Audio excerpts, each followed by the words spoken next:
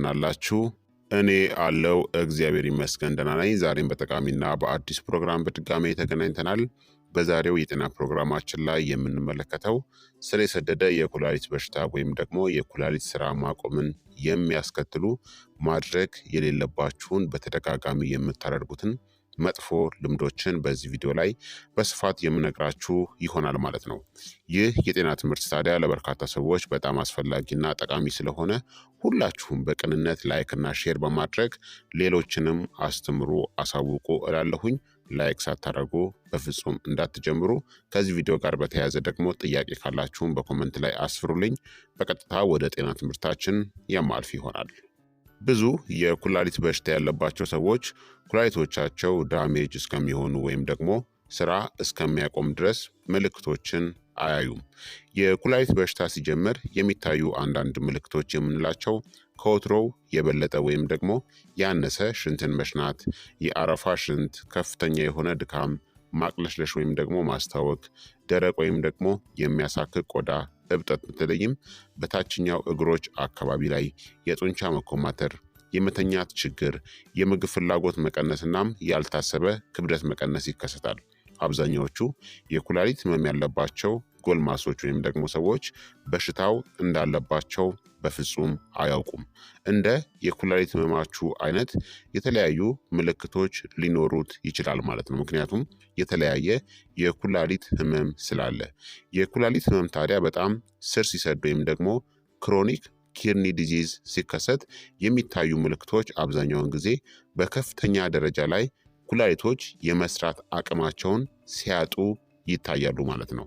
እነዚህ ምልክቶች የደረት ህመም፣ ደረቅ የሚያሳክክ ቆዳ፣ ራስ ምታት፣ የሽንት መጨመር፣ የምግብ ፍላጎት ማጣትና ክብደት መቀነስ፣ የጡንቻ መኮማተር፣ ማቅለሽለሽና ማስታወክ፣ የእግሮች የቁርጭምጭሚቶች፣ የፊትናም የእጆች እብጠት፣ ከፍተኛ የሆነ ድካምናም የማተኮር ችግር ይከሰታል። እነዚህ ምልክቶች ታዲያ የኩላሊት በሽታ ስር ሲሰድ ወይም ደግሞ ክሮኒክ ኪድኒ ዲዚዝ ሲከሰት ይታያሉ። የኩላሊት በሽታ እንዲከሰት የሚያደርጉ በየቀኑ ሳናውቃቸው የምናደርጋቸው ታዲያ በርካታ መጥፎ ልማዶች አሉ ማለት ነው። እነዚህን አሁን የምነግራችሁን መጥፎ ልማዶችን ማስወገድ አለባችሁ የኩላሊቶቻችሁን ጤንነት ለመጠበቅ። እነዚህም እንግዲህ አንደኛ ከቁጥጥር ውጭ የሆነ የስኳር በሽታ ነው። ቁጥጥር ያልተደረገበት የስኳር በሽታ ማለት ነው።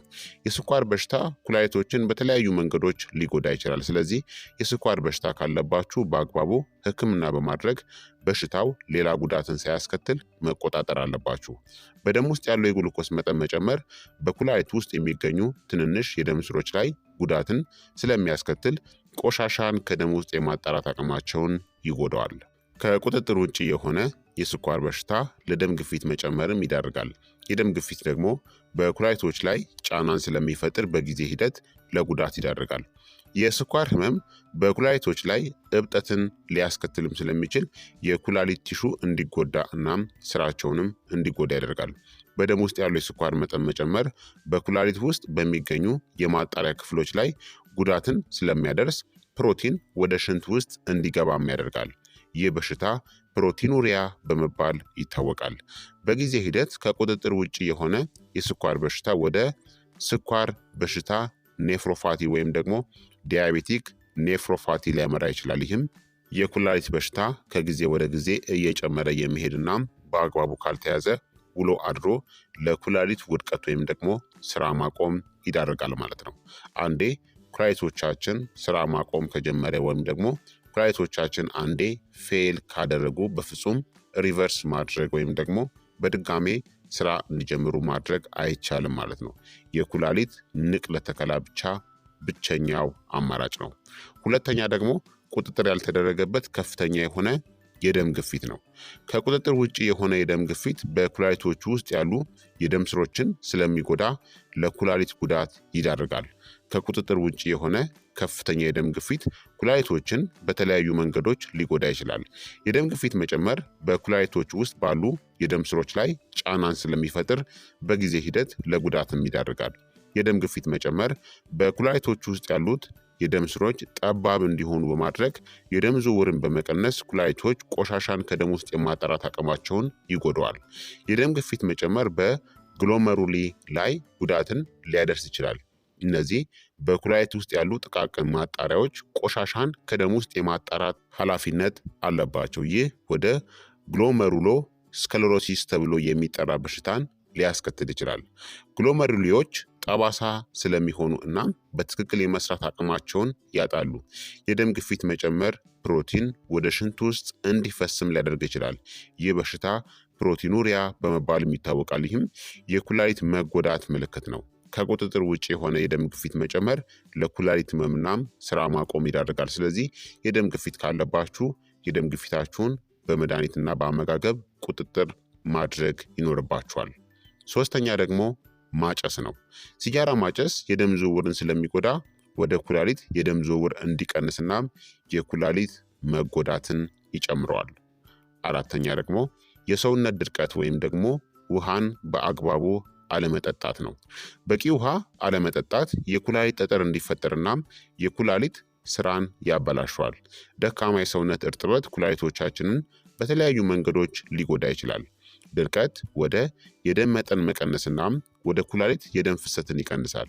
ይህም ኩላሊቶችን የቆሻሻ ምርቶችን የማጣራት አቅማቸውንና በሰውነት ውስጥ ያለውን የኤሌክትሮላይት ሚዛንን ለመጠበቅ ያለውን አቅምን ይጎዳል። ሰውነታችን ውሃ ሲቀንስ ሽንት በብዛት ስለሚከማች የኩላሊት ጠጠር የመፍጠር እድልንም ይጨምራል። የኩላሊት ጠጠር የሽንት ፍሰትን የሚዘጋ እናም ህመምናም በኩላሊቶቻችን ላይ ጉዳትን ሊያደርስ የሚችል ጠንካራ የሆነ ክምችት ነው። ኩላሊቶች በደንብ ማጣራት ባለመቻላቸው የሰውነት ድርቀት መርዛማ ንጥረ ነገሮችን በሰውነታችን እንዲከማችም ያደርጋል። ይህ በኩላሊቶች ላይ ተጨማሪ ጫናን ይፈጥራል እናም በጊዜ ሂደት የኩላሊት ጉዳትን ሊያስከትልም ይችላል። ድርቀት ለሽንት ቧንቧ ኢንፌክሽኖች ተጋላጭነትን ይጨምራል።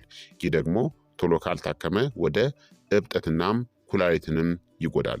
ስር የሰደደ ድርቀት ስር ለሰደደ የኩላሊት መከሰት አስተዋጽኦ ያደርጋል። ስር የሰደደ የኩላሊት በሽታ ከጊዜ ወደ ጊዜ ኩላሊት በትክክል መስራት የማይችልበት ሁኔታ ነው። ይህ ውሎ አድሮ ካልታከመ ወደ ኩላሊት ውድቀት ወይም ደግሞ ስራ ማቆም ሊያመራ ይችላል። አምስተኛ ደግሞ አልኮልን ከመጠን በላይ መጠጣት ነው። አልኮል የሰውነታችን ፈሳሽ እንዲደርቅናም ኩላሊት ላይ ጫናን ስለሚፈጥር በጊዜ ሂደት ኩላሊቶቻችንን ይጎዳል። አልኮል ዳይሬቲክ ነው። ይህም ማለት የሽንት ምርትን ይጨምራል እናም በቂ ፈሳሽ ካልተወሰደ ወደ ድርቀት ይዳርጋል። የሰውነት ድርቀት የኩላሊት ስራን ሊያዳክምናም የኩላሊት መጎዳትን አደጋን ይጨምራል። አልኮል መጠጣት በኩላሊት ጠጠር በሽታ የመያዝ ዕድልን ይጨምራል። እነዚህም ጠንካራ ክምችት የሽንት ፍሰትን በመዝጋት ህመምን ያስከትላል። ስር የሰደደ አልኮል መጠጣት ለኩላሊት ጠጠር መንስኤ የሆነው የዩሪክ አሲድ መጠን እንዲጨምርም ያደርጋል። ከመጠን በላይ አልኮልን መጠጣት የደም ግፊትን ከፍ ያደርገዋል፣ በኩላሊቶች ላይ ጫናን ይፈጥራል እናም የኩላሊት መጎዳት ዕድልን ከጊዜ ወደ ጊዜ ይጨምራል። ስር የሰደደ የአልኮል መጠጥ በጉበት ላይ ጉዳትን ያደርሳል። ይህ ደግሞ የኩላሊት ስራን ይጎዳል። ጉበትናም ኩላሊቶች አንድ ላይ ሆነው ከሰውነት ውስጥ መርዛማ ንጥረ ነገሮችን ለማጣራትም ይሰራሉ። ስለዚህ በጉበት ላይ የሚደርሰው ጉዳት ኩላሊቶችንም ሊጎዳ ይችላል። አልኮልን አብዝቶ መጠጣት ለኩላሊት ህመም ከፍተኛ ጉዳትን ሊያደርስ ይችላል። ይህም ድንገተኛ የኩላሊት ስራ ማቆም፣ በመርዝ ወይም ደግሞ በድርቀት ሊከሰት ይችላል።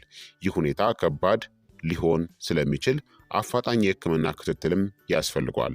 በአጠቃላይ አልኮል ከመጠን በላይ መጠጣት በኩላሊት ጤና ላይ አሉታዊ ተጽዕኖን ያሳድራል እናም ለኩላሊት መጎዳትና ለበሽታ የመጋለጥ እድልንም ይጨምራል። የኩላሊት ተግባርንናም አጠቃላይ ጤናን ለመደገፍ አልኮልን በመጠኑ መጠጣትናም ጎን ለጎን በቂ ውሃን መጠጣት አስፈላጊ ነው። ስድስተኛ ደግሞ ሽንትን ለረጅም ጊዜ ሳትሸኑ መያዝ ነው። የሽንት መዘግየት ለሽንት ቧንቧ ኢንፌክሽንና ለኩላሊት መጎዳትም ያጋልጣል። ሽንትን ለረጅም ጊዜ ማቆየት ኩላሊቶችን በተለያዩ መንገዶች ሊጎዳም ይችላል። ሽንት በፊኛ ውስጥ ረዘም ላለ ጊዜ ሲቆይ ባክቴሪያ እንዲራባ ያደርጋል። ይህም ለሽንት ቧንቧ ኢንፌክሽን የመጋለጥ እድልንም ይጨምራል።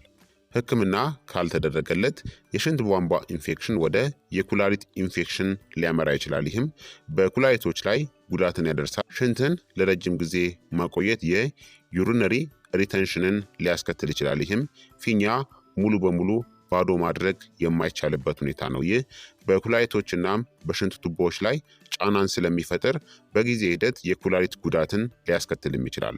ሽንትን ለረጅም ጊዜ ማቆየት ወደ የኩላሊት ጠጠር መፈጠርም ያመራል። የተከማቸ የሽንት ማዕድናት በኩላሊቶች ወይም ደግሞ በሽንት ቱቦዎች ውስጥ ድንጋይ እንዲፈጥሩም ያደርጋል። የኩላሊት ጠጠር ቶሎ ካልታከመ ህመምናም በኩላሊት ላይ ጉዳትን ሊያደርስም ይችላል። ሽንትን ለረጅም ጊዜ ማቆየት ፊኛ ከመጠን በላይ እንዲሞላ እናም ከተለመደው አቅም በላይ እንዲወጠርም ያደርጋል። ይህ በጊዜ ሂደት የፊኛ ጡንቻዎችን ሊያዳክምናም በሽንት ስራ ላይ ችግሮችን ሊያስከትልም ይችላል። ሽንትን አዘውትሮ መያዝ የዳሌ ወለል ጡንቻ እንዲዳከምናም የሽንት መሽናት እድልንም ይጨምራል። ይህም አንድ ሰው የፊኛ ስራውን መቆጣጠርን እንዲሳነው ያደርገዋል። የኩላሊት መጎዳትን ለማስወገድናም አጠቃላይ የሽንት ጤናን ለመጠበቅ የሰውነታችሁን ምልክቶች ማዳመጥናም ፊኛችሁን በመሽናት በየጊዜው ባዶ ማድረግ አስፈላጊ ነው። ሰባተኛ ደግሞ ጨውን በብዛት መውሰድ ነው። ጨውን አብዝቶ መጠቀም የደም ግፊትን ይጨምራል። ይህም በኩላሊት ላይ ጫናን ስለሚፈጥር ለኩላሊት ጉዳትን ይዳርጋል።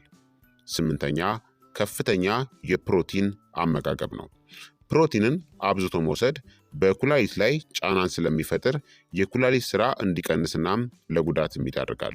ከመጠን በላይ የሆነ ፕሮቲንን ስንወስድ ኩላሊቶቻችን የፕሮቲን ሜታቦሊዝምን ከሰውነት ለማጽዳት ጠንክረው ስለሚሰሩ ውጥረትን ሊፈጥር ይችላል።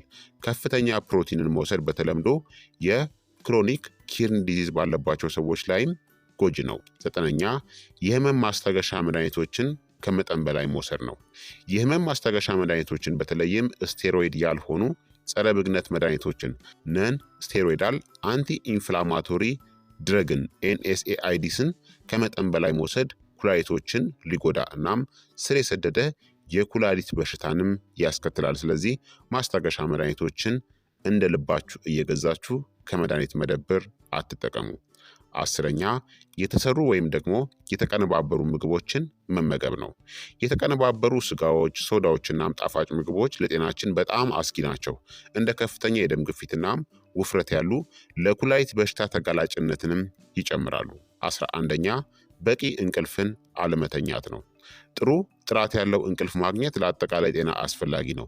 ደካማ እንቅልፍ ኩላሊትን ሊጎዱ የሚችሉ እንደ የስኳር በሽታ፣ የደም ግፊትናም ከመጠን ያለፈ ውፍረት ለመሳሰሉ በሽታዎች የመጋለጥ እድልንም ይጨምራል። ደካማ እንቅልፍ ስር የሰደደ የኩላሊት በሽታ አደጋንም ያስከትላል። 12ኛ የአካል ብቃት እንቅስቃሴን አለማድረግ ነው ወይም ደግሞ አብዝቶ መቀመጥ። እንቅስቃሴ ያልታከለበት የተንደላቀቀ የአኗኗር ዘይቤ ወደ ውፍረት፣ የደም ግፊት መጨመርናም የስኳር በሽታንም ያስከትላል። እነዚህ ሁሉ ደግሞ ለኩላሊት ጉዳት የሚያጋልጡ ሁኔታዎች ናቸው። 13ኛ መደበኛ ምርመራን መዝለል ነው። መደበኛ ምርመራን አለማድረግ በጊዜ ሂደት እየተባባሰ የሚሄድ ያልታወቀ የኩላሊት ችግርን ያስከትላል። ስለዚህ ምርመራን ማድረግ አስቀድሞ የኩላሊት በሽታ ሲከሰት ለመቆጣጠር ያስችላል። 14ኛ ህገወጥ መድኃኒቶችን መጠቀም ነው። እንደ ኮኬይን እናም ሄሮይን ያሉ መድኃኒቶች ኩላሊቶችን ሊጎዱ እናም ለኩላሊት ስራ ማቆምም ይዳርጋሉ። 15ኛ ደግሞ ከፍተኛ የሆነ ጭንቀት ነው። የማያቋርጥ ጭንቀት ለደም ግፊትናም ሌሎች የኩላሊት ስራን የሚጎዱ የጤና ችግሮችን ያስከትላል። ስለዚህ ጭንቀት በተዘዋዋሪ የኩላሊት በሽታን ያስከትላል ማለት ነው፣ የደም ግፊትን በመጨመር። በአጠቃላይ ኩላሊቶችን ከጉዳት ለመጠበቅ ብዙ ውሃ መጠጣት፣ የተመጣጠነ ምግብን መመገብ፣ የአካል ብቃት እንቅስቃሴን ማድረግ፣ ማጨስንናም ከመጠን በላይ አልኮል መጠጣትን መቀነስ፣ ጭንቀትን መቆጣጠርናም መደበኛ ምርመራን ማድረግ የመሳሰሉ ጤናማ ልምዶችን መከተል አስፈላጊ ነው ማለት ነው።